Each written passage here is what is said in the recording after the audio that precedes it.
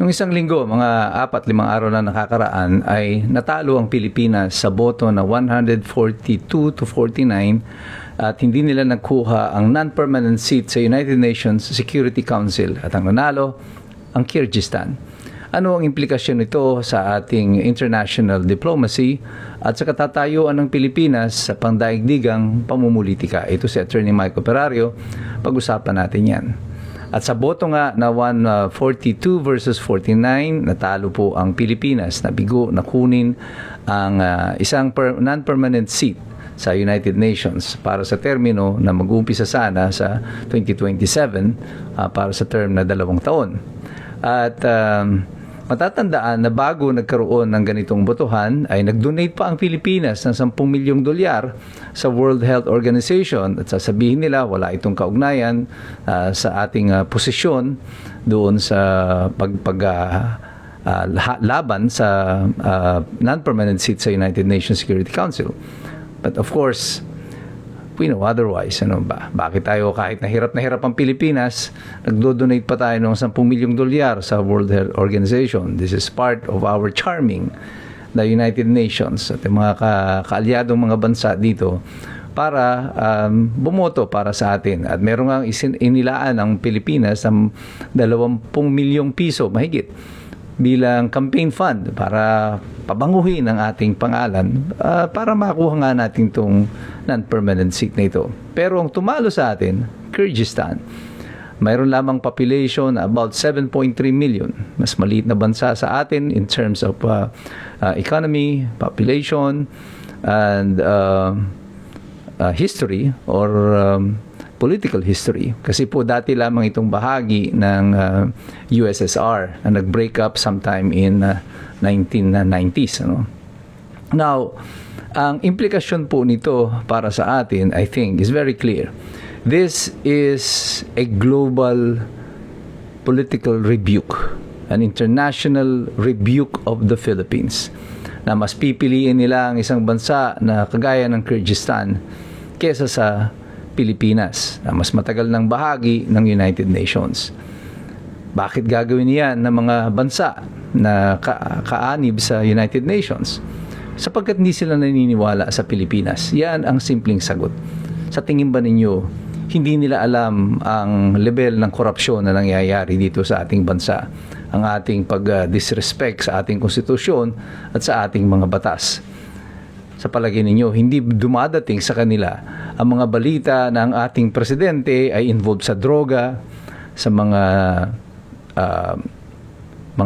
sex videos, sa usapin ng flood control, at kung ano-ano pang mga illegal na gawain, kagaya nga ng pagkakasampa ng reklamo sa kasalukuyan sa United Nations Human Rights Commission sa United Nations laban sa ating Pangulo dahil doon sa ginawa nila kay Rodrigo Duterte. At alam naman natin sa international community, napakataas ng respeto ng mga tao, lalo ng mga pinuno, sa ating dating Pangulo na si Rodrigo Duterte. Malayong-malayo yan sa kung paano nila tratuhin ang ating kasalukuyang pinuno. At sa tingin ko, lahat ng iyan ay nagkaroon ng epekto sa kanilang pagboto. But what is important to consider here in the Philippines is that we are not just, our president, this administration is not only losing ground in the domestic front. Dito po sa domestic front, he has an approval rating of -15 already. At dito, pagdating sa botohan sa United Nations, halos 100 countries did not vote for us. Kumbaga sa basketball ito, 49 versus 142. Tawag po dito, rout, tambak talaga. At parang first quarter pa lang, talo ka na. So I don't know kung bakit yung ating Secretary of Foreign Affairs ay mukhang disappointed. They should have known that the other countries are gonna vote for them. Kasi alam mo na yan, sa pag-ikot-ikot pa lang nila, may ugong na yan.